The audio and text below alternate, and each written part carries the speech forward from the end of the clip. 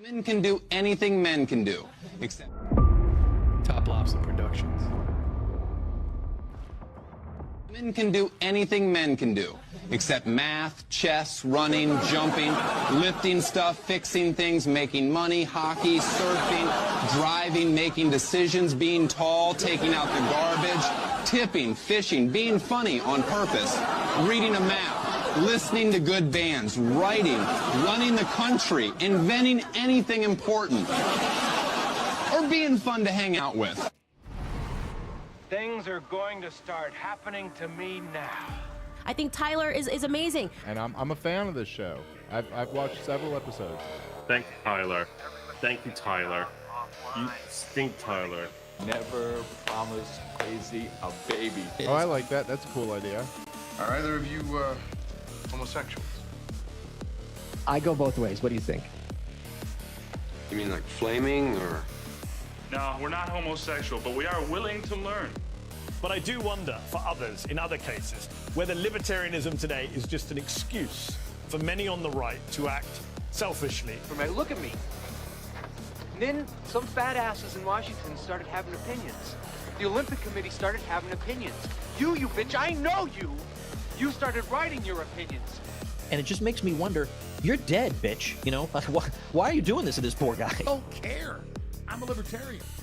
What I'm getting is, Did you vote for Joe Jorgensen or Trump? Who? Joe Jorgensen. That was the perfect answer. Thank you. It's always the perfect answer. LPR Tuesday. Is it I'm so confused. I've got a headache. It's been a rough week. Hope you had a good weekend. For me, it's work. I need a little bit of. My wife and I had a good time Saturday. I went into work on Sunday. Welcome everybody. LPR. We've got a bunch of. Look, we had the Village Crazy Lady on. Loved it. The show took off. We did great views. We're gonna go through some reader or viewer email. What is it? Is it mail? I don't know. Commentary, at least. We've got Jordan in the chat. Tower Gang NPC said, we are here. I'm going to, at some point, I'm going to go over this. This is the most amazing, maybe I should show it over on this one here. This is the most amazing book ever. My wife bought it, and it's been in our bathroom. It's in a paper. It's in a paper thingy that you hold books in. But it is amazing because I want to go through it. I'm going to go through it from the perspective of Israel. Because first of all, you should notice, we talked about, Stalin. Remember, he's a really bad guy. And look who it's dedicated to. Now it's a joke, right? But this is when Babylon Bee used to make jokes. It's fascinating too, some things that are just not in here. I mean, we could talk about, it talks about what being woke is, intersectionality. It's all this crazy stuff, things to say when you're racist. None of it, by the way, pertains to Israel. It's amazing. Or the Jews, they don't get the flack in here. It's amazing. As an example, let's just go oppression identifier. So you have this whole thing that's an oppression identifier and race. You can have your name type of stuff. Certain things are missing. It is fascinating that the Babylon Bee does this kind of stuff. Okay, Donka. We're getting all chatty up in here. I wanted the full chat going on here. So what are we going to do tonight? Like I said, work's been crazy. Court in the morning yesterday, court in the afternoon, court in the morning today, court in the afternoon. Tomorrow morning is going to be off the fucking hook. I've got an 8:30 hearing. This is all in the same courthouse, luckily. Otherwise, I'd really be screwed. An 8:30, I have a 9, and then I have 2 10s. I don't know how I'm going to... the 9 and the 10, it's the same client in different one court. It's crazy. And just, I got a headache. I shouldn't be drinking this, but I'm drinking Firestone Walker today. Sober for the first time. Look, Lainey, I had this mindset. I'm like, I'm not going to drink sober. I'm always sober. Just tell you that. I don't drink much. Maybe that's what got us in trouble with Jose. Okay, so Village Crazy Lady Mel comes on, and a good conversation. I hope you check that out. It's gone well from this channel. as far as views go. She's a big voice on Twitter. So our Twitter views were really good. And then we had up on YouTube, it went well, and people were subscribing to Substack. I'm going to be doing members only. I've gone through this last week and I was trying to decide what to do. And I'm thinking about, because we had, it's kind of a give and take communication there. We did the defamation thing. It was a little long maybe. I'm thinking of just running Tucker's thing about Thomas Crooks, and we can have some conversation and just do that over there. I'm very interested. I don't know if you guys care about this, but running some videos of like some music stuff that I enjoy, specifically around drumming. I'm not a drummer, but there's certain Danny Carey, Phil Collins, some other things that I want to kind of go. Chester, what's his name? This kind of interesting. So we will go. Need me to fill in for you? Not. What do you mean? I should have you guys, we should do one of these scab shows where I have my Rumble buddies come on here like I've done. I'm just kidding. I call it scabs. Yeah, dude, blast us. Yeah, so I'm going to, we will do some music stuff. But you guys are members. Once again, you can sign up for Substack for free. It is the best place to get all that stuff. I'm trying to, post everything over there so you get your notifications. Go over there and look, I even have, I've even done a little, let's see here if I can get it here. There you go. TylerYonke.substack.com. Go on over there and you're going to get things like this. Aaron's right. We need America to wake up and prioritize Israel. There you go. That's always what we're looking for. Okay, we're going to talk about Nancy Mace lawsuit. To do so though, but do I want to play this? I think this is an interesting little thing. I don't know what it's about, but Tim Pool evidently was not invited from AmFest. Let's play this. Turning Point maybe sees this, and I'll tell you my thoughts on this one. I wonder if I represent an anti-interventionist faction. Tucker Carlson does too, as does Candace Owens. And I wonder if that's the real reason. I've not said anything particularly disparaging about AmFest, but they told me I couldn't come. Why? Maybe it's because I said we should stop funding Israel. Maybe it's because I said we shouldn't be giving money to Ukraine. Maybe it's because young people largely don't want foreign intervention, and there are individuals in politics who disagree. So I will say this. I've been given the official reason. I had made hurtful comments. Maybe. I've been told they're full. Hard to do. Perhaps. Tucker Carlson is expected to speak there. Maybe it's just, it would be too difficult to cancel him. Candace Owens certainly would not be speaking there. But I do wonder if one of the main reasons is that there is an effort to consolidate around a pro-interventionist liberal economic order faction.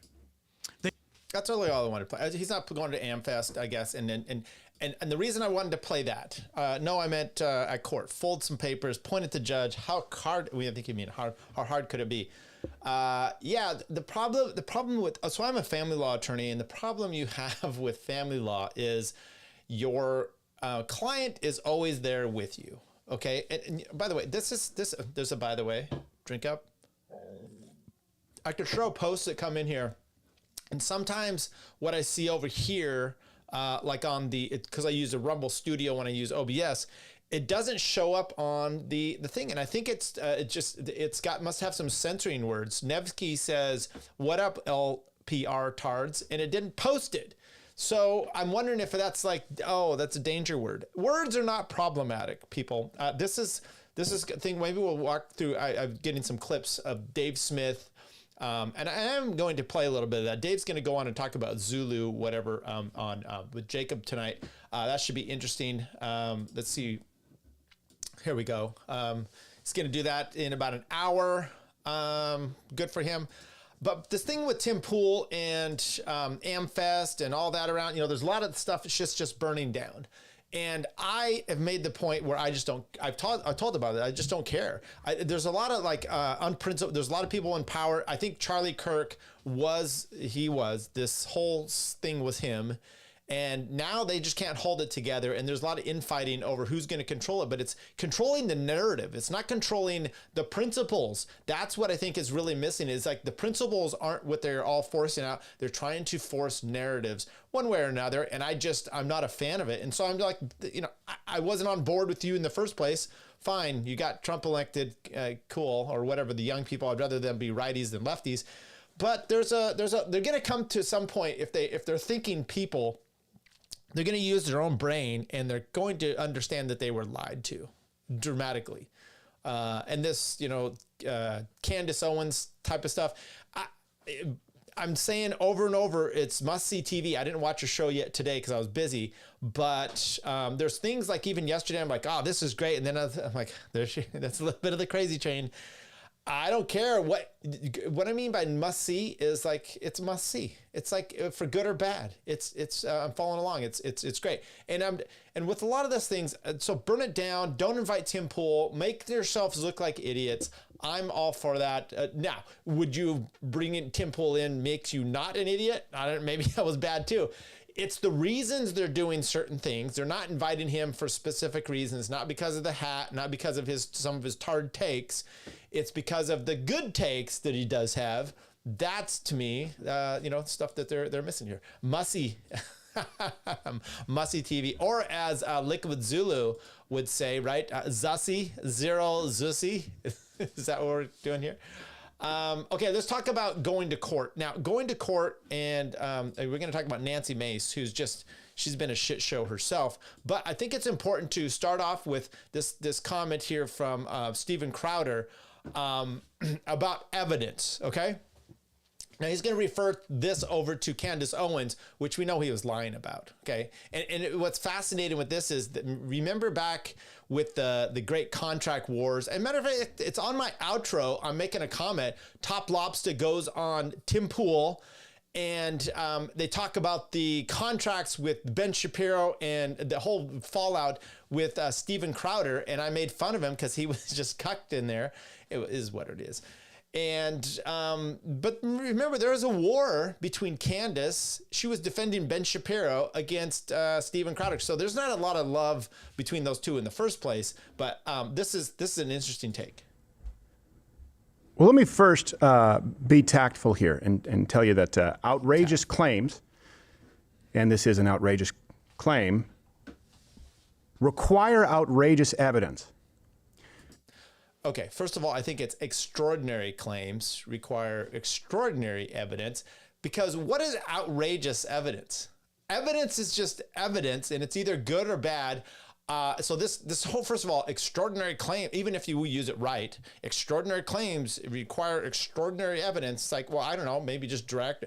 Evidence is evidence, and we'll go with it. It's either prejudicial, it's convincing, it's whatnot, but it's just evidence. So this is a funny little statement that he's using here, and he's trying to sound real smart. The problem is he missed it. He missed it just a bit. But I'm not playing this to necessarily mock our buddy Steven Crowder. I'm playing this more along the lines of, I mock a lot of these people that file these claims in the first place, okay? So we're going to go here, and Nancy Mace accuses depraved ex-fiance biz partners of sexual abuse against herself and a dozen women in explosive speech. I think we're going to play some of that speech here right now. This was a while ago, but I think it's worth going over. Congresswoman Nancy Mace taking to the House floor to publicly accuse 4 men, including her ex-fiancé, of what she described as heinous crimes against women, including herself. I'm going scorched earth. So let the bridges I burned this evening light our way forward. Mace, without specific evidence, spent close to an hour detailing allegations, including rape and filming women and young girls without their consent. Now, look, okay, without specific evidence. She didn't even have specific evidence. Crowder wants extraordinary evidence, or what did he say? Outrageous. She accused her ex-fiancé, Patrick Bryant, of being at the center of the scheme, which she says she uncovered on his phone. I found myself face to face with the darkest corners of humanity. Bryant, who Mace was engaged to until 2023, vehemently denied her claims. I categorically deny these allegations. I take this matter seriously and will cooperate fully with any necessary legal processes to clear my name. The other men named by Mace in the speech also forcefully denied the allegations and called them untrue. Mace also attacked South Carolina Attorney General Alan Wilson. There were deliberate delays in an investigation in what I turned over. Wilson, who could be a future political rival of Mace's in the South Carolina governor's race, said the congresswoman has her facts wrong. She's never voiced any concerns about her case, and had she raised any concerns, I would have been completely shocked because I was unaware that she had a case being investigated. By giving her speech on the House floor, Mace has wide latitude under the Constitution's Speech and Debate Clause, which protects members' comments from lawsuits. But those comments need to be part of legitimate legislative activity. Mace argued the allegations were part of her rationale for introducing bills related to the protection of women. A source with direct knowledge tells NBC News she consulted with a lawyer to make sure the speech was constitutionally protected. Of the 4 men Mace made accusations about on the House floor, only one is under active criminal investigation, her ex-fiancé. The South Carolina Law Enforcement Division confirms there is a probe into allegations of assault, harassment, and voyeurism, but no charges have been filed. Lester? Right. Thanks for watching. Molester? Actually, it's Lester. So, quick question here. Last week, Lainey, I do a show on Friday, but I do a show earlier in the week. I'm trying to do Tuesday, and the reason is because Tuesday is further away from Friday than Wednesday. So, it gives me a little space. Maybe Monday is what we're going to do. I don't know, but I'm doing Tuesday. I did, yes, I did a whole breakdown on Elijah Schaffer last week. I went through the defamation suit. I mocked Alexis Wilton, is that her name? Wilton's, mercilessly. Kash Patel. I played this over and over and over. Let's see if we have it here. This. Aaron's right. We need America to wake up and prioritize Israel, and that is not what Kamala. There we go. So that I played that a bunch of times. So yeah, I did. Go check it out. It's a great show. Appreciate everybody on that one. Would things improve if we arrested Tim Pool? Maybe not for his family, for those that go on Tim Pool. I don't know. Is that necessary? She's been to the island. Yeah, quite possibly. I'm in Japan. I'm behind on podcasts. Oh, well, enjoy life over there.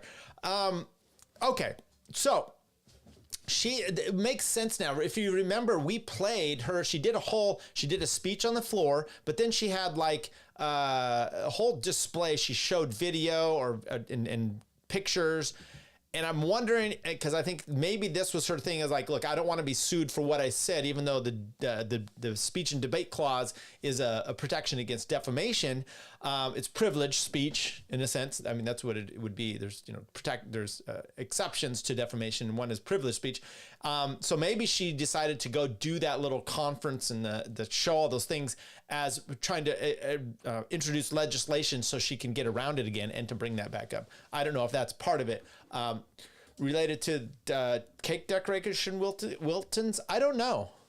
Way to go, Patel. Yeah, he's great. I thought Japan was in the future. You're thinking of Australia. Have I talked to you guys about some of my pet peeves?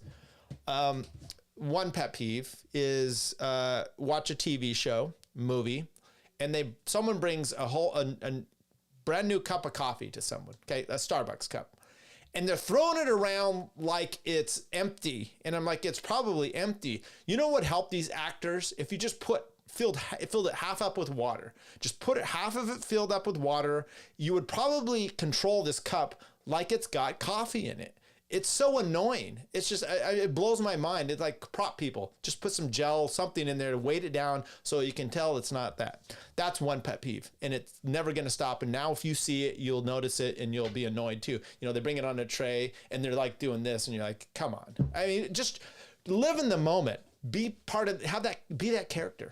The other thing that annoys me is Australia, okay? Australia is ahead of America, especially it's ahead of New York, okay? They're tomorrow already over there. So we get 9/11 happens, 9 o'clock, 9 a.m.-ish or so over there. Maybe it's a little bit earlier, 8:30 New York time. So I was going to work at the time when it happened because I used to work in the stock market, and it was like 5 o'clock, we're driving to work. Probably had to be there at 5:30 or 6, I don't remember. And the first tower gets hit. We're listening to Howard Stern actually at the time. Gets hit, and then we're at the work, and it's going on 6 something Pacific, and the next one hits. The point is, it's either East Coast 9-ish a.m., West Coast 6-ish a.m. Right? That's what happened on 9/11. So the first anniversary comes along, and I'm watching this on 9/10, and they're breaking on the news how Australia is commemorating this event. The day before. It's 9/11 for them, so they're doing it at the same time, and that's what the news said. I'm like, no, wait. If it's the same time, it's probably going to be 9/12 for them at a completely different time, because that's when it happened over there. They can't commemorate it early, and if they could, why didn't they tell anybody? Why didn't they tell us this was going to happen? So anyway, it's 9:30 a.m. Wednesday here. Oh, yeah, see, it's already early. Yeah, it's only Tuesday in America. You're in America? Hope did you? Okay, I don't know what that's saying. Do they know if Elijah won his case in Australia? Did he win there, Lainey? I don't know. I haven't kept up on all of Elijah stuff. Okay. So Nancy Mace goes on the floor. She does that speech, and then later on, she went and did a whole complete. Like I said, it was like a committee, a presentation, and she's showing like these videos that she got of this guy. And it was, I went over it because nothing is confirmed there. It's really kind of pathetic. Okay. So, now this is the news which you would expect, of course. Nancy Mace's ex files lawsuit claiming she falsely accused him of rape in plot concocted with friend's estranged wife. Okay. South Carolina Rep. Nancy Mace's ex filed a retaliatory lawsuit against her on Thursday, claiming she inaccurately portrayed him as a sexual predator as part of a larger scheme she concocted with a friend's estranged wife. So there's a lot of look, here's some more of it. Just in, Nancy Mace made up fake rape accusations to blackmail her ex-fiance over their jointly owned homes, according to the Daily Mail.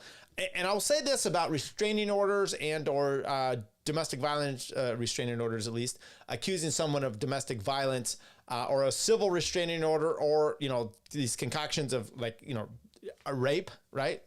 They're accusing them. It puts them on their back heels. And now they're like, okay, are you going to wheel and deal? I've had this, we have this all the time, unfortunately, in family law. A party goes in there, they know the deal, they file this, they get the kids. Now the dad has to, or the mom has to, backtrack and try to get the possession or the custody of the kids, or at least some sort of custody. And it can take months and it can take years for that to happen. Meanwhile, there's a presumption that you don't get, support if you're the abuser. So that works against you as well. It's just, there's all kinds of problems about this. And there's legit reasons to use these, but my point is people using lawfare, as we're seeing here with Kash Patel and his wanker, it happens. The Daily Mail says that Mace hacked into her ex, Patrick Bryant's home phone the day after he broke up with her. See, that's what my question was how did she get those videos? She was showing these videos of him supposedly like filming people. Now, was this just security footage that she made it look like he was doing undercover? I don't know. Brian says Mace made up accusations against him to pressure him into relinquishing their two jointly owned homes worth around $6 million. First of all, they're not married. That's a problem. Why are you, his fiance, why are you owning homes with this lady? Bryant's new lawsuit alleges Mace installed an app on his phone to extract his data. He's accusing Mace and a friend of convicting a vulnerable young woman that Bryant and the two of the friends gang raped at her at a party. Woman accusing Mace and a friend of convincing a vulnerable young woman convincing her that he did it to him. According to Bryant's 19-page complaint, Mace, which we're going to read here next, Mace told political consultant Wesley Donahue that Bryant, quote, filmed women without their consent. Yeah, that's what we've talked about. Okay, let's get to the actual complaint. There's another news story. Look, she's not bad looking, but she's also definitely has the major, major crazy eyes. And some of these outfits she wears are just, I don't know, I'm not a big fan. Okay, let's get back to... I'm formerly known as Screwed Up Rebellion, by the way. Yes, you are. Hope you're doing well. Visiting your mom. Okay. Jews still number one in the future, unfortunately. Let's get to the lawsuit. South Carolina, County of Charleston, Jane Doe, plaintiff versus Patrick Bryant, John Osborne, Eric Bowman, Palmer Group, LLC, Assignment Desk Works, LLC, and GLT2, LLC. Third-party plaintiff Patrick Bryant versus Nancy. So it looks like he's in a lawsuit. This is what I'm gathering. He's a defendant up here, and then he's doing a countersuit as a third-party claimant against Nancy Mace and then these other people. So this Jane Doe, that's just my initial reading of it. Third-party summons to third-party defendant Melissa Britton. You're hereby summoned to required to answer. You're given notice. Is this the actual complaint? Facts common to all counts. Defendant Nancy Mace claims So here's his suit with her as a third-party claimant. Without any proof that Bryant and 3 other men assaulted the plaintiff in this action, Jane Doe, and videotaped it. Okay. The truth is, Mace initially conspired with several people in Bryant's inner circle. First of all, and videotaped it. So we should have proof on film whether this was 3-on-1 and or there's some things the videos will show which are, does it look like she's fighting or consensual or drugged? The truth is, Mace initially conspired with several people in Bryant's inner circle, but after several attempts, morphed her conspiracy plans to include Eric Bowman's estranged wife, defendant Melissa Britton. Don't get divorced, people. This is what happens. Mace and Britton fabricated an alleged assault involving Doe that occurred on October 26, 2018, and claimed that Britton witnessed it and allegedly authored an email the next day of the assault. Mace did not stop there. She told Doe, a young and impressionable woman who had worked for Bryant years earlier, that she obtained a video of the alleged assault from Bryant's cell phone. Doe instituted the present suit on or about June 10, based on Mace's false allegations. Mace did not tell Doe that she concocted an entire false narrative of assault and blackmail to blackmail Bryant, gain leverage, blah, blah, blah. Unfortunately, Doe, she is a pawn in Mace's and Britton's elaborate scheme for personal gain. There's no video of an assault, and there is no assault that took place. Okay, there's part of my answer. Still, Doe does not without fault, as she furthered the conspiracy and filed this instant action. Now, Mace is judicially stopped from seeking Westfall certification, as she engaged in solely personal acts as for her personal gain without any relationship to her position as a United States Congresswoman. I don't know what Westfall certification is. Stopped, I mean, that's just kind of like collateral estoppel. It's a form that you would use. What exactly is collateral estoppel? Let's take a look here. Oh, that's issue preclusion versus claim preclusion. Okay, that's a little bit. There we go. So you bring a claim. And it's adjudicated, and then it's, I don't know if he's talking about estoppel there, but it's a preclusion is what it is here. He doesn't say collateral estoppel. So let's keep going on here. The only victim is Bryant, an innocent and respected businessman who has been falsely branded as a rapist and voyeur by Mace, Britton, and Doe. The citizens of South Carolina and the United States rightly expect that elected leaders will wield the immense power of the public office only for good. Okay, it's going to be hard to take this lawsuit seriously when they make claims like this. The citizens of South Carolina and the United States rightly expect that elected leaders will wield the immense power of public office only for the public good. I know that's the stated claim, and I know I'm jaded, but I mean, at this point, it's out of pocket. It's not expected when you get like a Thomas Massey, someone that's, their principles are intact. You just expect everybody to be this shiesty piece of shit. But when a sitting U.S. congresswoman instead privately weaponizes falsehoods to extort private property, fabricates criminal allegations to destroy citizens' reputation, and abuses her private relationships to coerce private citizens, that conduct shocks the conscience of every voter who entrusted her with their vote. Now, look, no, it doesn't. Public officials are a piece of shit all the time. If she's using her position of power to go after you, that's at least something different. You don't expect that, but you should expect it. Bryant therefore prays not only for full damages, but also a public verdict that holds Mace to the higher standard the Constitution and the people demand. Parties: Bryant, defendant Mace, defendant Britton, defendant Doe. Jurisdiction: South Carolina. Okay, I don't really want to go over this. If you guys really want to go, if you want to do a jurisdictional show, we can do that. But otherwise, let's assume jurisdiction is fine. He was sued in this case. He's actually countersuing. She's a resident of there. Good to go. Relationship: they were involved in a romantic relationship and engaged. During the relationship, they jointly purchased and owned 2 properties in Charleston. Horrible idea, people. Get married and then purchase them. Sometimes, and I only say that because, I mean, there could be good reasons to do that. My point is, if you're doing this and you're not a spouse and you're just living with maybe the person and you haven't put money into it and you're not on title, you may not get shit. You're just a roommate. Okay. Sometimes in the fall of 2023, Mace became paranoid that Bryant was dating other women. Probably was. As a result of this suspicion, the parties began to experience significant strain. The deterioration of the relationship ultimately gave rise to the disputes and events that form. Hacking allegations on or about the fall of 2023.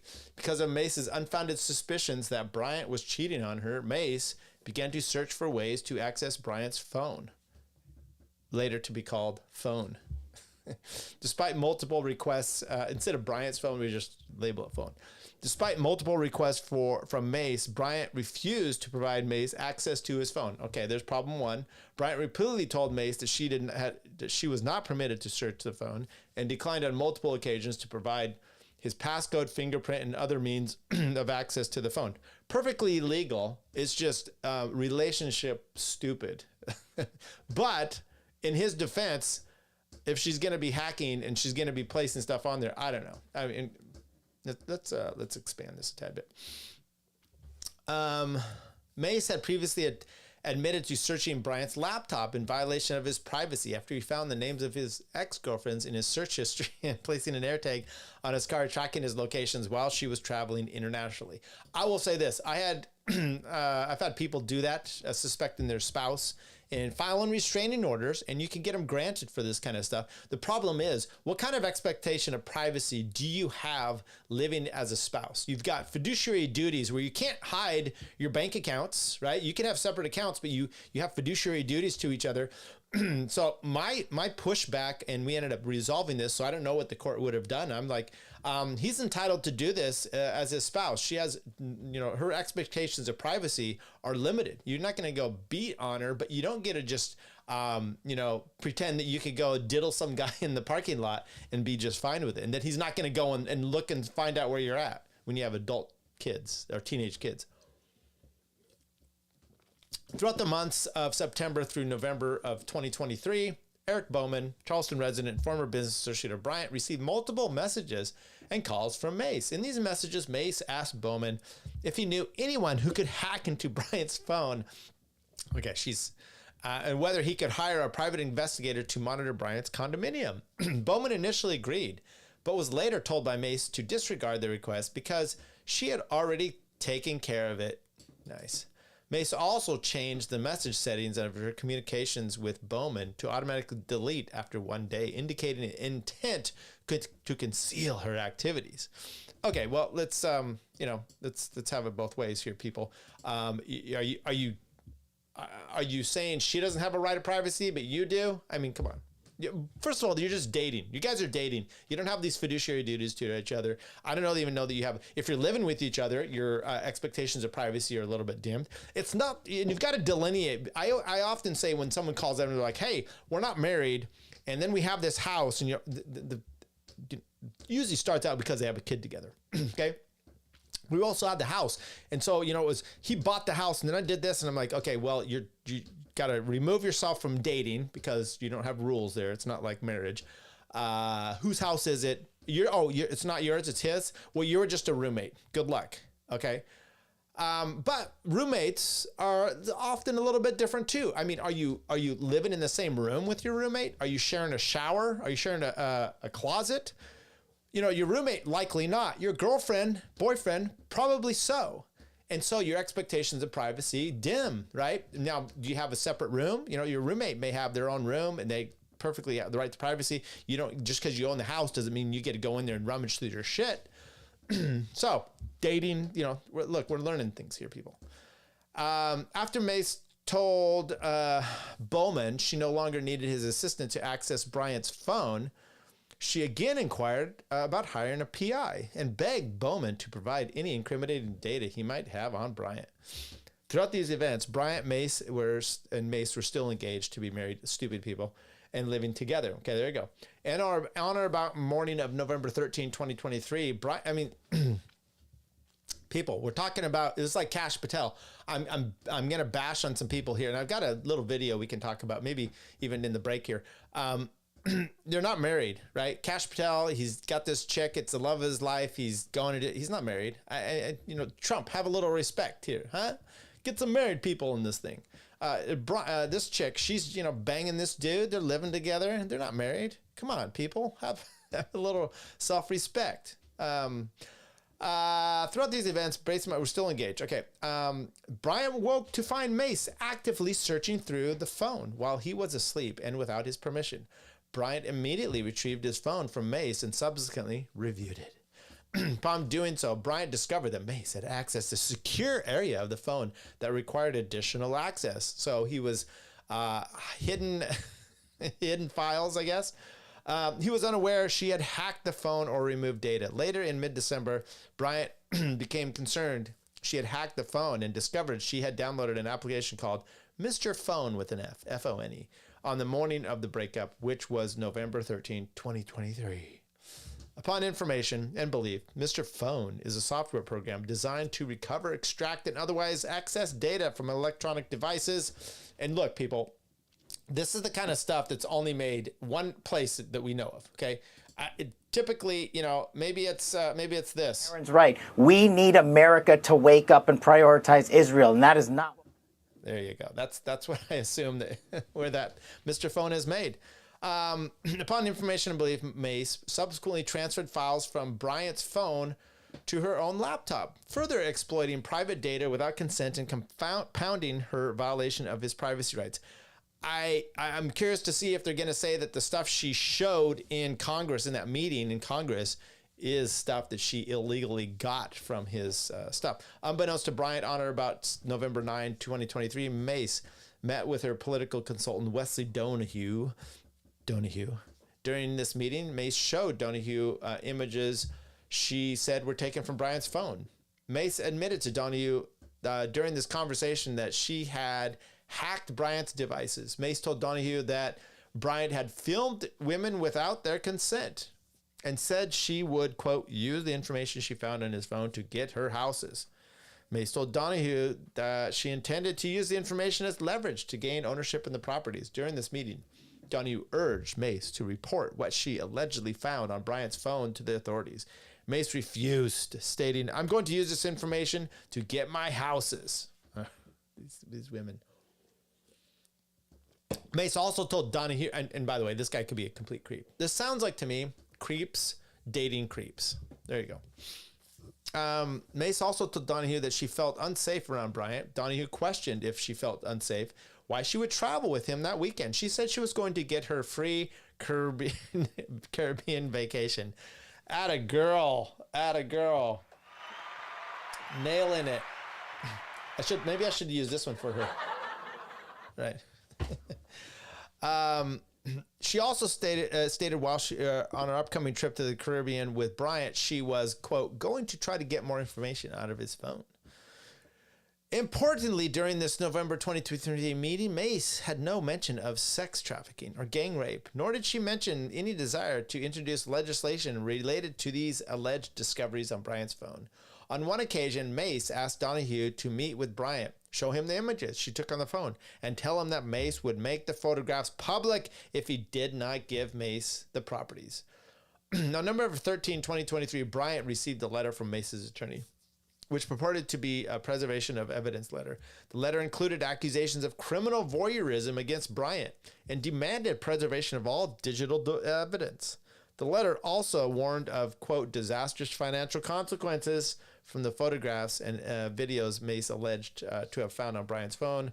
A copy of the letter enclosed as Exhibit A. Yeah, so is this just a demand letter? What's the line delineation between demand letter and extortion letter? You got to walk those lines sometimes as attorneys. November 24, 2023, Mace called Bowman and asked him to share incriminating information about Bryant and asked if he would be willing to testify against him. Bryant also received calls from Mace after their breakup where she flip-flopped between wanting to get back together, blackmailing him with information she had claimed to see on the phone. Look, she probably wanted to get back together with him just to get more info. These are scores of Verizon records and phone calls and screenshots of text messages of Mace's threatening conduct. On January 8, it's my sister's birthday, 2024, Mace and Bryant participated in a pre-suit mediation to resolve the issues regarding the properties. During this mediation, Mace attempted to use a folder of photos allegedly taken from Bryant's phone to pressure him into transferring ownership of properties to Mace. Incident at Britton's residence, October 2008 pool incident. Going to 2018, sorry. October 2018, a social gathering took place at the home of defendant Britton in Charleston County. During the event, Doe voluntarily attended along with Bryant, Bowman, and Osborne. Later in the evening, Doe became heavily intoxicated, fell into Britton's swimming pool, and was assisted by others back into the house. At the time of the incident, Britton and Bowman were married, but the residence was titled to a trust for which Britton served as trustee, making her responsible for the property and its guests. Britton later claimed she witnessed portions of the evening through home security cameras, and they alleged that Bryant and others had acted inappropriately towards Doe after she passed out on the couch. Oh, okay, there you go. Britton recorded her version of the events in a diary email, asserting misconduct that she did not report to law enforcement for at least 5.5 years, if not more. If you saw an unconscious drunk woman getting penetrated by 3 guys on a couch on video, what would you do? Wait 5 years? To the extent a trier of fact determines the wrongdoing occurred, Britton aided and abetted the wrongful behavior. She spoke to Bowman, who instructed her to get clean clothes for Doe after the alleged incident. Moments later, Britton appeared in the living room and dressed Doe. At no time did Britton tell Doe what she now claims allegedly occurred. After Britton assisted Doe, she left the room and did not report any wrongdoings. In the days following October 2018 pool incident, in which Doe, while intoxicated, fell into the pool she had been drinking for multiple hours that evening, Britton continued to socialize with Bryant and Bowman, hosting further gatherings, taking photographs with them, demonstrating her claims of outrage were inconsistent with her behavior. I mean, look, I'm not one to make judge. You never know what people do. I imagine this could happen to someone and still act this way to these people. I mean, it's hard to think a normal person would, but you never know. Britton concealed, but I would be writing the same shit here if I was this attorney. Making these, like, look, it doesn't jive that, we do this all the time. Someone's like, oh, that person's so dangerous, yet I let them take the kids all the time for years. Britton considered diary email and related allegations for more than 5 years, only disclosing them in 2024 after being contacted by Mace, at which point the conspiracy was formed and the story repurposed and publicized as part of a coordinated effort to harm Bryant and Bowman. As alleged in the Doe versus Bryant lawsuit, Mace and Britton met in early 2024, but not to find the victim of the alleged assault video. No such video exists. Rather, Mace and Britton met and conspired to frame and defraud Bryant, Bowman, and Osborne relating to the happenings at Britton's home in October of 2018. Mace contacts Doe. Once Mace and Britton fully developed their conspiracy, they turned their sights on a victim. They needed someone who was friendly with Bryant and socialized with them. Doe, a former employee of Bryant's at ADW, was the perfect target. She was young, vulnerable, and would believe anything that they told her. On or about April 6, 2024, while in Charleston, South Carolina, lovely place, Mace called Doe. During this call, Mace told Doe she had discovered a video on Bryant's phone depicting Doe being gang raped 6 years earlier in October 2018 while unconscious. Mace claimed to have recognized the location of the recordings of Homo Eric Bowman. She said the men involved were Bryant, Osborne, and Bowman. Okay, here we go. Finally getting to the shit. Defamatory statement by Doe. Doe had no independent memory of the alleged events reported to her by Mace on April 2024. During this conversation, Mace gave varying versions of the events, alternately asserting that she had provided information to law enforcement that she possessed materials herself. During this call, Doe stated she had no memory of any assault, expressed disbelief. Mace urged Doe to undergo medical testing, even though the alleged event had occurred 6 years earlier. Oh, geez, people. February 2025, Doe placed a phone call to Aaron Gunther, an employee of Assignment Desk Works, ADW. During the call, Doe told Gunther that Doe was the victim of John Osborne's actions, told Gunther that there was video footage of it, and Bryant and Bowman filmed Doc while she was being assaulted. while unconscious by Osborne. Doe made these statements despite also admitting during the call with Gunther that she had no memory of it and had not seen the video. Doe also explained that Mace did not have the video. Now someone's got to have this video. Doe also told Gunther that Bryant is a really scary person who records women without them knowing. Despite admitting any lack of firsthand knowledge or her only source of information was Mace, Doe did not stop. She told Gunther that Bryant is a professional at hiding cameras and that there are terabytes of other women and other nights involving Bryant and other women. During the call, Doe encouraged Gunther to avoid Bryant and leave her employed at ADW. Doe also encouraged Gunther to tell the other women and to leave their employment at ADW. Doe emphasized Gunther that she wanted every girl who worked at ADW to understand the kind of person Bryant was and to understand what he had done. Despite Doe's emphatic insistence she was telling the truth, she readily admitted to Gunther she had no personal or foreknowledge of the accusations she made against Bryant. Doe has acknowledged her doubts about the truth of what Mace told her and acknowledged that she called her attorney, told Mace she was making everything up. Doe also acknowledged that Mace may have an ulterior motive related to her claims about Bryant. Count 1, defamation. Okay. Incorporates by reference and reiterates each and every allegation set forth. Doe made false and defamatory statements regarding Bryant. In her official court filings, including the Jane Doe complaint and subsequent amended complaint, Doe reiterated false allegations that she had been sexually assaulted. Including these defamatory statements, the sworn pleadings amplified. Among the false claims Doe made in these filings were the direct assertions of Osborne, was her boyfriend at the time, digitally penetrated her, These allegations were demonstrably false, entirely uncorroborated, yet presented in official court records as factual, compounding. Now, there is a privilege of basically litigation privilege as well. So you could have a tough time. Now, the claim statements made elsewhere, you can have that just fine. Doe published these comments as a third party. Doe made these statements, to Gunther, not in her things. Doe's statements constitute defamation per se, which we've talked about, is if the statement itself doesn't require damages because it's defamatory on its face. It's sexual and lascivious behavior, maybe drugs or alcohol. Basically the claim is that you just know on its face it's bad news. Gang rape, nailed it. As a direct and approximate result of Doe's statement, Bryant has suffered harm to his reputation, humiliation, emotional distress, and other damages. Bryant is entitled to recover compensatory and punitive damages in the amount to be determined by the trier of fact. Count 2, defamation against Mace. So same stuff. We're not going to, let's see. Which statements were these? Same shit. Count 3, intentional infliction of emotional distress. Okay. You've usually got to prove this is up the case. Bryant incorporates by reference all the stuff. Mace intentionally and without authorization assessed his phone. Mace illegally obtained highly sensitive data that was never meant to be obtained. Mace therefore used a personal and private information she improperly obtained, which much of which was innocuous and grossly exaggerated,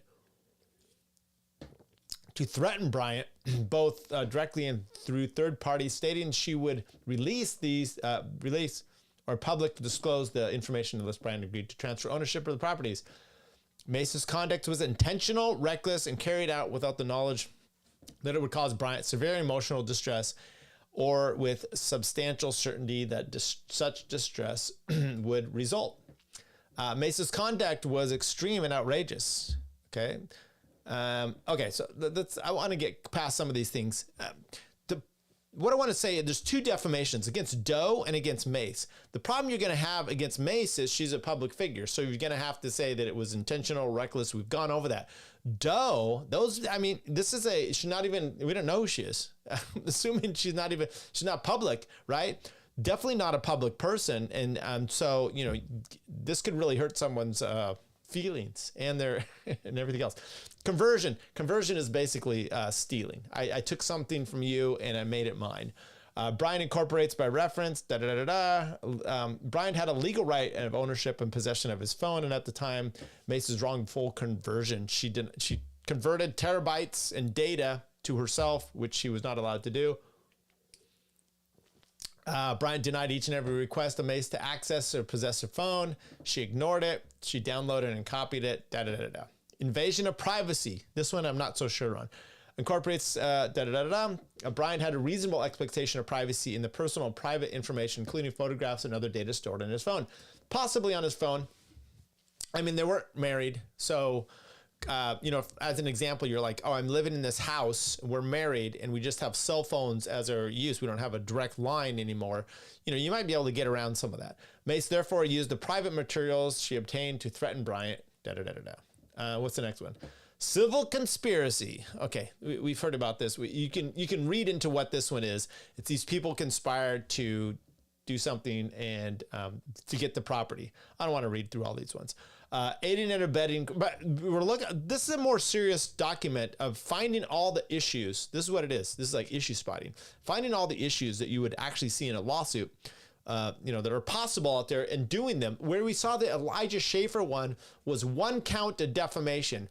And while that's not good, it does show you that it is pathetic in a way. That's all you got? Oh, because it was a screenshot of a picture of these people with no writing. That's how lame it was. But their intent was not to actually get $5 million. It's to silence him. What's this one for? Aiding and abetting criminal conduct. So someone's doing criminal conduct and you come in and you aid and abet.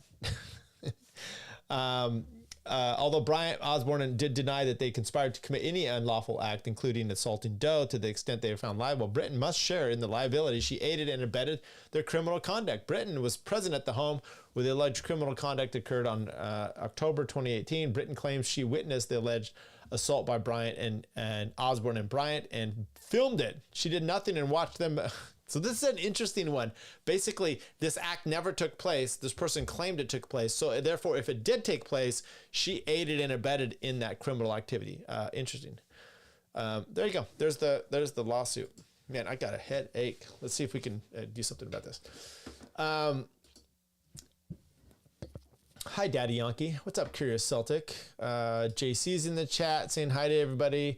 Mr. Lex GR's in here. Jordan, oh my bad. The dogs was on Kyle's show on Sunday. What did you say about the dogs? What did you say about the dogs? I have dogs, but they seem to be doing just fine. So now, I mean, people, we're still moving on here. So now with that, Patrick Bryant has now said, I authorize my attorneys to file a temporary restraining order against Nancy Ruth Mace in hopes of shutting her up, which I know the whole world appreciates. And I just learned this morning that the judge ruled that Jane Doe, who is Alexis Allie Berg, can no longer remain anonymous. The same applies to the witnesses, Melissa Britton. From this point forward, there are no Jane Does. All parties must be referred to by their real names. Oh, interesting. This restraining order is intended to prevent Nancy Mace from continuing to publish baseless claims about me on social media without offering a single piece of actual evidence. For 2 years, she has used her platform to defame me while producing nothing to support her allegations, while I have tried to allow the legal process to run its course. The restraining order also requests the judge to stop her from harassing my attorneys, which she has been doing through profanity-filled threats and public smears, none of which are tolerated from a sitting congressman who has to lead by example. Oh, well, I mean, come on. Once again, Congressman, you want me to give some respect there? I don't think so. So that's kind of the update there. But let's go to what it's like to be a Chad, right? And this is kind of, I think these people are useless. Nancy Mace seems horrible. Her boyfriend, I don't know, I guess maybe he's not the greatest. You guys are living a weird life. I'm just saying that. It's not the one I would live. And so you're living a little, I'm just presuming, a little dangerous. And there you are. Now, we have people that argue about how you should live all the time. Okay, I'm maybe one of them. I'm just live my own life. I could mock you for what you do. I'm not telling you you must live away. I'm just giving you advice of what is likely the best outcome. Okay, doesn't mean and part of that is me telling you that I haven't always lived the best. Right? There's things in your life that you're not fond of. You can learn from them. If you don't learn from them, that's perfectly fine. Lauren Witzke, I saw, people are mocking her because there's this, photo of her where I guess she was methed out at some point and saying, oh, is this you? And she she owns it. I've met her. I've swam with, well, I was in the swimming pool. She was in the swimming pool at Top Lobster's house. She looked just fine. Just had a child, nice husband. She had a nanny, nice looking people. She didn't look methed out. She's recovered from this. My point is she doesn't hide from this kind of lifestyle that you went through. So if someone is trying to bring that up as a gotcha to her, she doesn't ridicule them necessarily. She just, from what I've seen online, she just owns it. Okay. Now that's an important thing to watch this interview though. This is an interview. This bit of it, it's just a clip, but it's our friend Andrew Wilson. I say friend sparingly. Watch how he handles this lady ripping him. I'll try to rephrase this. I'm going to reframe, and I'm just going to be totally honest with you. I will never be able to convince you of my worldview. You won't. I know. But the reason is not because I'm not a great orator, or I don't make good points, or I haven't said things which should be compelling to a person. But Charlie, I just think honestly, you're too fucking stupid to understand them. So Andrew. Okay, so first of all, that might not have been a great debate tactic to go after her personally. So once you do, and I've said this before, which is, look, people look all different ways online. I'm not one of those that screenshots their picture and reposts it up there because that's kind of a gotcha. Unless it's in response to them doing that kind of thing too, right? Glass houses and all that. So he then goes, look, I'm not going to convince you. You're a piece of shit. You're a fucktard. And then there's a side photo of him, and he's Mr. Pudge, which is great. So now let's hear her remark. Are you allowed to retort to something like that with digging down in the dirt? Just in court. Which day was this? It's Monday. I guess it's only Tuesday. It feels like a full week already. And at some point, I told my client, I was like, it's you and the other party seem to, you guys aren't necessarily disagreeing on a ton of stuff, but for some reason, the attorney and I started getting in the muck. And we're just kind of going at it. And it doesn't always feel good, but here you go. Can I sell you on my worldview? Yes. Your wife has 3 baby daddies and has been married twice before. And you you lick sniz. Under your religion. You lick sniz. What does that You're mean? a fucking dyke. Don't talk shit about my wife, you stupid bitch. Shut your fucking mouth. Shut your stupid bitch mouth. Your wife with the 3 baby What did daddies? I just say? Dyke? Your wife with the 3 Sorry, baby I'm sorry, Dyke. Is she morally inconsequential in comparison to your ditch licking? Do the men that you try to... What's the difference? I'm sorry. I don't know the circumstances of 3 kids with 3 dads. That's rough, I'm going to say. And I will say this. Shit happens, right? This is what I talked about Lauren. Shit happens, but you've got to own it. And then if you're going to go out there and be like a pastor, or you're going to preach about these kind of things, you've then got to say, I was this, Amazing Grace, right? The song Amazing Grace. A wretch like me, I once was lost and now I'm saved, or whatever the lyrics. You understand, this guy was actually a slave person, and then slave person, a slave trader, and then was for abolition. So the guy that wrote the Amazing Grace song. So you can have evil stuff in your life, but do you then own it, or do you then mock people who bring it up? And it's only mocking. And I'm not saying that her tactics are great here either. This is just fascinating to me that somehow you've got this thing in your life and it's like, you know what? But for the grace of God, we've fixed this situation. I've adopted my kids from my wife. She with her former husband. I've been divorced. It's not the best. God, and my son's getting married this next year. And, my concern is that this stuff happens to your own kids. You've got to, learn from these situations and you've got to own it. That's part of being a responsible adult. I don't think he owns it, or he's embarrassed, and she got him. So she's a lesbian. Therefore, what is it worse, being a lesbian or having 3 kids with 3 different dads? I don't know. Do the women that you try show to? your hatred against. Do the women that you try to? Too bad too, because she's not bad looking. Too bad she's a lesbian. That they shouldn't. Charlie, did I bring women? Do they know Charlie? that Did I bring your family? 5 years older? Did I bring any of your family into anything? Stupid. Did I say anything about your family being stupid, Charlie? You could. It's You could because go I'm for it. better than you, Charlie. No, it's because you're embarrassed, and you know that the traditional values that you try to sell people on are bullshit. Because you are. Okay, I disagree with her there. It's not that the values are bullshit. It's that the seller is bullshit. And when you go to these big mega churches and they're selling you this bullshit, and they're living their lives differently. Nancy Mace out there, you expect her to be this wonderful bastion of public whatever, and she's not. Let's see, do I have I thought I had a thing here for, I had a hit here. Where'd it go? This was specific. Right. We need America to wake up and prioritize Israel, and that is. Okay, that's not the one. That's not the one I was looking for. I was looking for one for phone calls or taking your viewer mail. Men can do anything men. Okay, I'm leaving. Now I'm just clicking buttons. Okay, let's go to the browser over here. We're going to walk through a few of these things.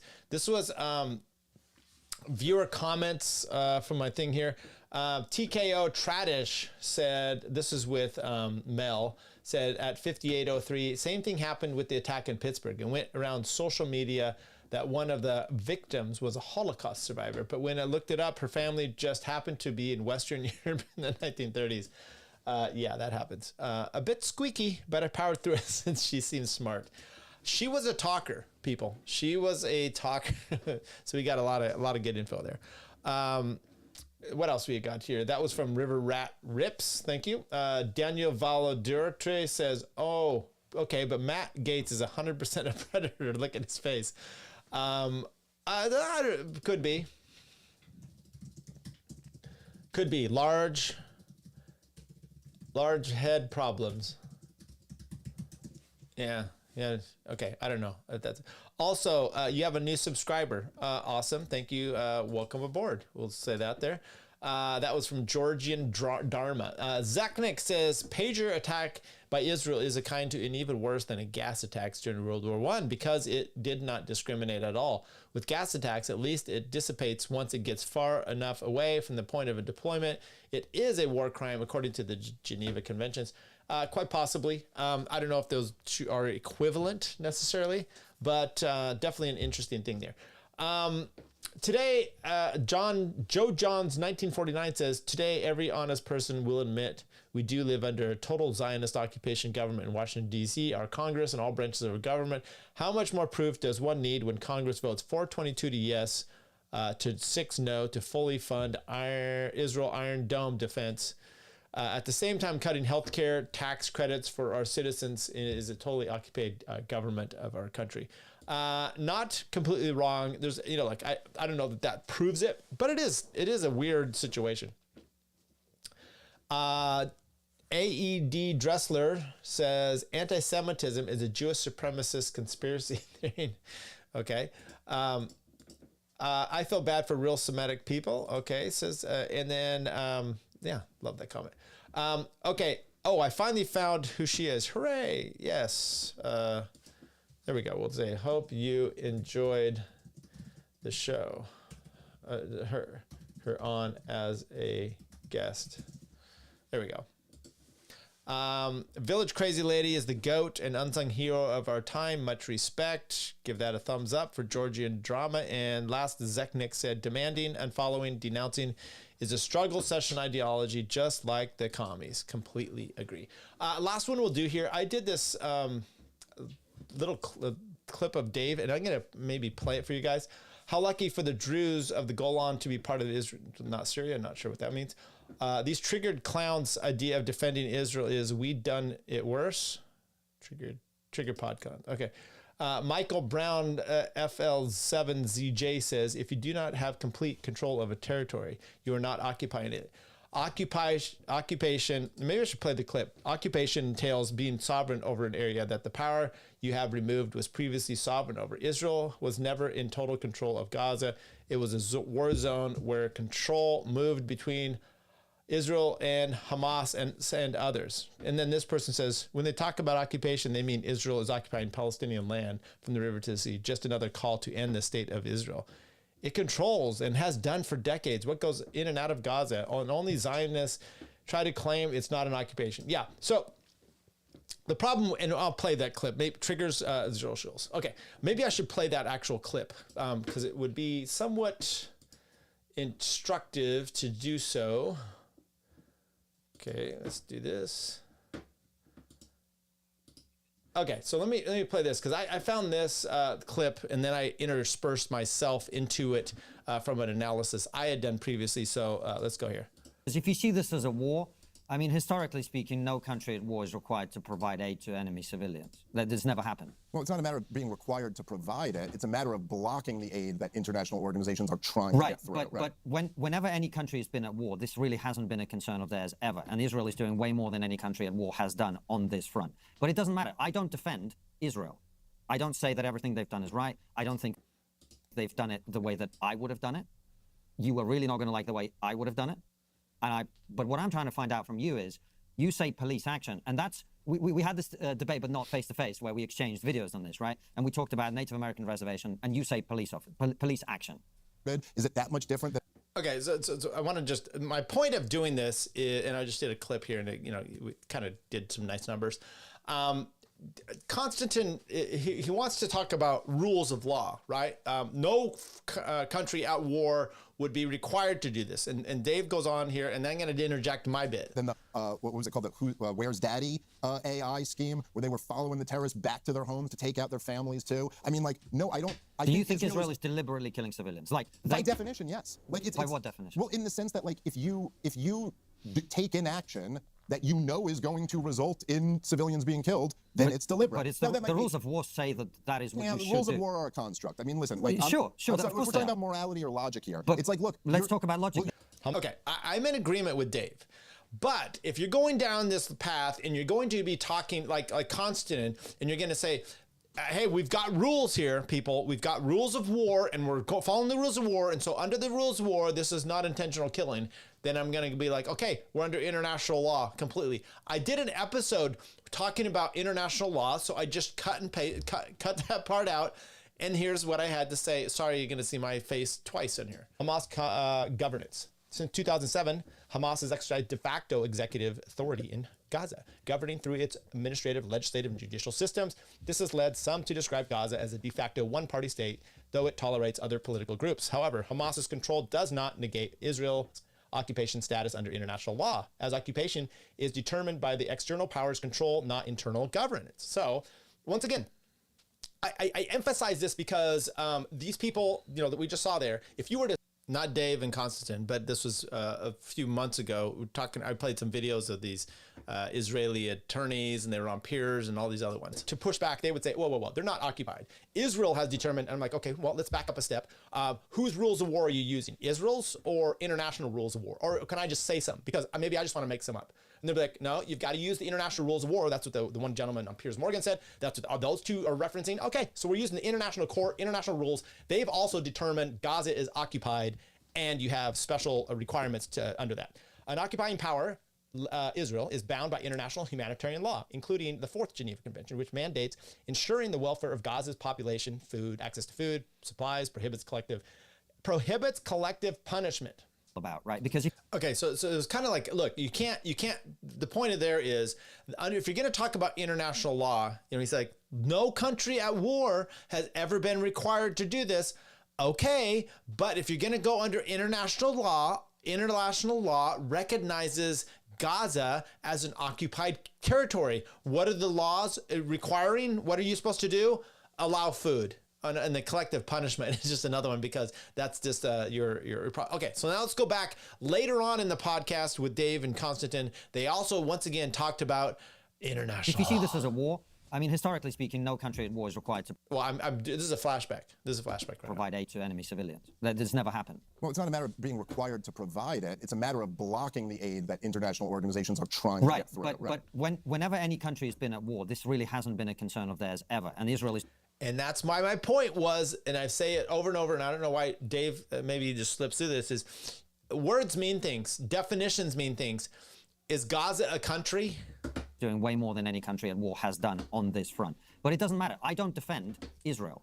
An occupying power, Israel, is bound by international humanitarian law, including the Fourth Geneva Convention, which mandates ensuring the welfare of Gaza's population, access to food, supplies, prohibits collective punishment. Well, cutting off aid to the civilian population who's war-torn after 2 years. How much aid is Russia providing to Ukraine? Wait, hold on. Let me just finish my point here. Cutting off that aid is also not a legitimate response to, like, Hamas slow-rolling the dead remains of civilians. Okay, but like this is what I'm saying to you. Russia's not providing any aid to you. Yeah, but also doesn't have a blockade around Ukraine. As much as it can, it does. They deliberately. Ukraine has been there's been no shortage of aid that's been getting because into Ukraine. we're trying to help, but the Russians have done everything possible to cut off rail tracks and the supplies and everything. They're bombing logistical infrastructure in rural I Western 100% Ukraine. think that if Russia's not providing any aid, and no one's saying, "Oh, why aren't they providing aid?" Yeah, but they're also two nobody's countries. defending what Russia's doing. Nobody here is saying like, well, okay, maybe not nobody. Have you been to Boston? Okay, fair enough. To Washington, to DC. Okay, fair enough. Well, look, even that, Washington, DC has been funding Ukraine to the tune of hundreds of billions of dollars over the last few years. But that's not my point. My point is no one is criticizing Russia for not providing aid to Ukraine. I think no one is criticizing Russia. I think people have. They're criticizing Russia for invading, yes, but they're not. Okay, and you can click over there on the murder isn't homicide. That was my whole episode in there. All I wanted to point out with those two is those clips and the justification, juxtaposing with my comments there is, if you're going to go down to international law and you're going to cite it, then you have to cite it all the time with all these incidences. Gaza, Israel is not the same as Russia, Ukraine. Two sovereigns, non-sovereign, sovereign. So it's completely different. Anyway, I hope you enjoyed the comment section. That is a career-ending slur. It is a bitch. Yeah, I hope you enjoyed that. Okay. Jay Fortson. Oh God, there's two of you. Yeah, sorry about that. He said work kicked his ass today. Mine too. What's up, Hamilton? That isn't correct. Russia offers civilian evacuation of citizens in a lot of cases. Could be. I'm not an expert. All I'm doing is trying to show that if you're going to make these arguments, you've got to be consistent, and they don't understand that. I can't stand these two nerds. I hope you know these two. Are you talking about me and myself? I can't stand them either. All right, everybody. I got to go eat. I have court tomorrow. Oh, I have a horrible thing. Anyway. We'll be back on Friday, most likely. I might be doing it later. We're training one of our pups, our new dogs, and so it's right in the middle. And so last week I had to skip it. The week before we pushed that one out because of it. I've been enjoying the podcast. I've been enjoying the interviews. I'm hoping to do more interviews because I think we just need to keep going on those. I'm going to try to do 2 interviews a month. Let me know if there's someone you want to hear from, but I'm going to try to always climb up. I'm going to try to Triggernometry guys I can't stand. Yeah, that was a rough podcast to listen to. I think I'm going to go over and see if Dave, is he going yet over there? Oh, wait, hang on. Let's do this. Couple and the unhinged things that they've been saying about me, and I'm just like, guys, do they know that we're podcasting live? This has not They're been an live issue for me for I'm years. It clearly still is for you. Okay, I'll go watch that over there in a little bit. All right, everybody, take care. Have a good one. We will see you on Friday. Oh my God, you should interview Jose. Well, I did. I had Jose on recently. What did he say? Was it anything exciting? I don't even know what's going on in his show. That's hilarious, by the way. I want to go higher than Jose. I want people above. I want people like Mel that brought viewers in. Is this a stream raid? I don't even know how to raid on here. Okay, that's it. I'm playing the outro music. Love you guys. Take care. We will see you next time. Don't let the Jews take over your life. See ya. Okay, I'm leaving now, bye guys. But she's back. And now. Tyler, if you had any clout about you, if you had any knowledge of the real world of what happens, we walk into Tim Catt's studio, immediately there's 4 Jewish lawyers. King of the Druids! That's all we needed. A Jewish princess. Yeah, so I mean, I don't expect the normies like Tyler to understand these kind of things. He's just a podunk lawyer somewhere in rural California. He's an idiot, really. Takes a tough man to make a tender forecast, Nick. I guess that's me. Keep fucking that chicken. This guy's, I wouldn't say he's full of shit, but I'd say he's stupid. Whatever, if you're in the comments, if you're in the chat now, I wouldn't pay attention to anything he says anyway. But more or less, eat shit and die. Don't ever come to Top Lobster. He will end you. Do you see what he just did to Tyler? Just fucking challenge this. Yeah, Tyler's done. Top is a maniac. He can't even reply right now because he's crippled. He's got nothing to say. What are you talking about? I didn't say that. Why don't you argue with something I said, you dumb bastard?